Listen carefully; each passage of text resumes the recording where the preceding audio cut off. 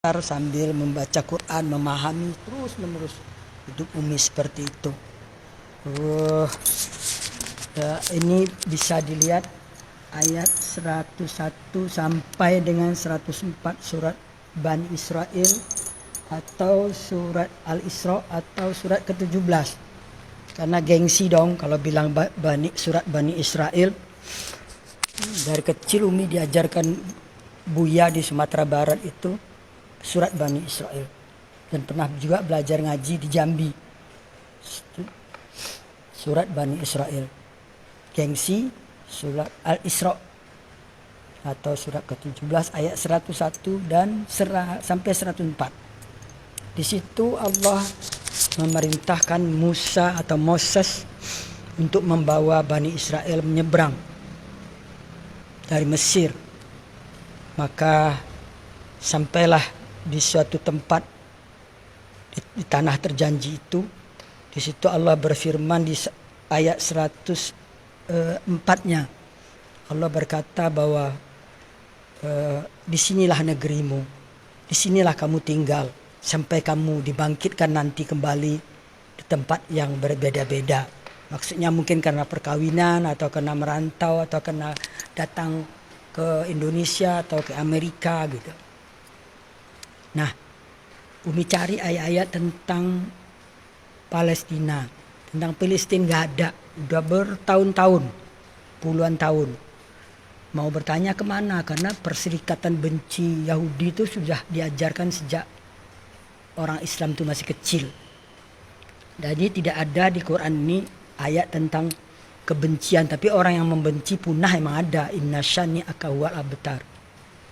Oleh karena itu, jangan pernah berharap bahwa Israel itu akan kalah.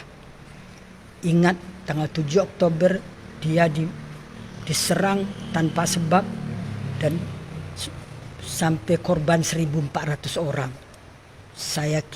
Umi kira bangsa manapun, orang manapun, kalau diperlakukan seperti itu oleh Hamas itu adalah organisasi di dalam tubuh Palestina itu sendiri, organisasi garis keras, organisasi teroris kalau boleh dikatakan, dan tak segan-segan membantai kaumnya sendiri juga sesama Islam. Sudah banyak bukti. Nah, oleh karena itu Umi berharap para ulama, para ustadz, para pemuka agama untuk menyampaikan ayat Quran ini, bahwa tanah itu semuanya adalah milik orang Israel. Jadi kalau Palestina dikasih sebagian itu udah bersyukur mestinya. Kenapa harus minta lebih banyak? Dengan perjanjian Balfour, dengan pengumuman kemerdekaan di Aljazair bulan November tahun 85 itu, bahwa Palestina merdeka. Jadi sampai sekarang nggak pernah mengaku merdeka, itu kan namanya nggak bersyukur. Ada duta besarnya di sini kok, malah minta sumbangan. Jangan-jangan duta besar ini Hamas pula ini. Terus ada perwakilan di PBB, gitu. Jadi karena itu tolonglah para ulama, para pemuka agama, para agama Islam maksudnya, ustadz dan bahkan menteri agama sendiri. Kan Anda itu sebagai ketua Banser itu maksudnya Jokowi nempatkan itu kan biar agak bagak lah, kata orang Padang tuh. Katakan yang benar gitu loh. Namanya juga Banser gitu loh. Bahwa lihat ayat 101 sampai 104 itulah. Tanah itu, tanah Yerusalem itu keseluruhannya milik Israel kok. Tapi karena dikeroyok dunia, entah apa itu penyakit keroyok itu.